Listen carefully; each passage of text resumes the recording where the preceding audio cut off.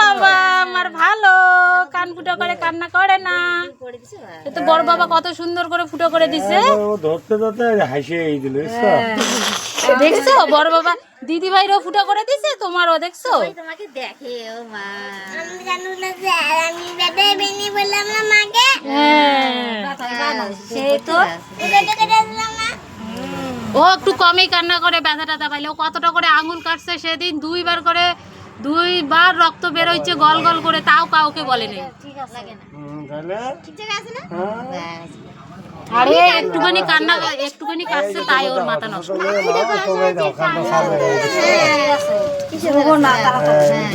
ঠিক আছে। অনেকেই বলবে কি অনেক কথা না, অনেক কথা শুনে লাভ নেই, নিজের কথাই আগে। ঠিক আছে না বৌমা, দেখো। হ্যাঁ হ্যাঁ ঠিক আছে হবে লাভ আছে। এবার এখন এই দিকে এই দিকে হ্যাঁ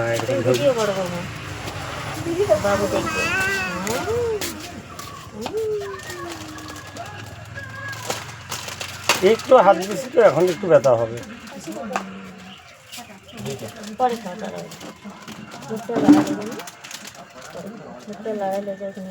হ্যাঁ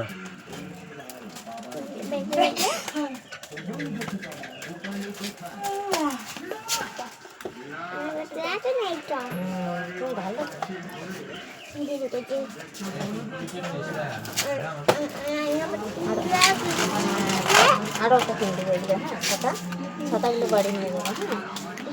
বাবা হাইট হয়ে যায় গো, হাইটে হয়ে যায় পরবর্তীতে।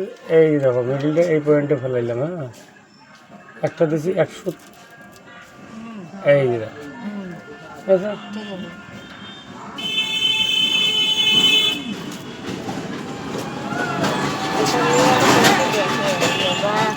আছে। বাবা পাল ওরাই জিয়া পাল আছে। একটা ব্যথা পাই নাই, হয়ে গেছে। এই দেখো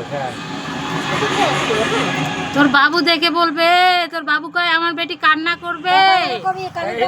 তোর বাবার টাকা খরচা নিয়ে বুদ্ধি হয়েছে রে। তোর বাবার কবি যেটা এই কানেরটা বানাও তাড়াতাড়ি। ওর বাবা কয় একবারে দুইজনারই। নিয়ে যাবি না মা, নিয়ে যাবি না, মোর বেটা বোধ কান্দি কেটে মরে যাবে। আমি পরে কষি কি মামার ওখানে নিয়ে গেলে একটু কানবে না। আমি জানি না কখন ফোন করছিস। গিয়েছিলাম একটু মরডাঙ্গায়, যাওয়ার পরে আবার ঘুরে আসে। দুপুরবেলা ফোন করছিল, তখন কইলাম না ওর বাবুকে কান ফুটো করার কথা। কয় কি নিয়ে যাব, কিচ্ছু হইব না। এই যে 7 দিন 15 দিন পরে আসবা।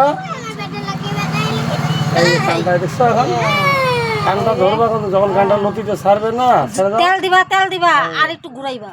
তেল দিবা একটু ঘুরাইবা। তুমি আয়না দাও তো। দেখো ইমা আমার মাম্মামকে কি সুন্দর লাগছে।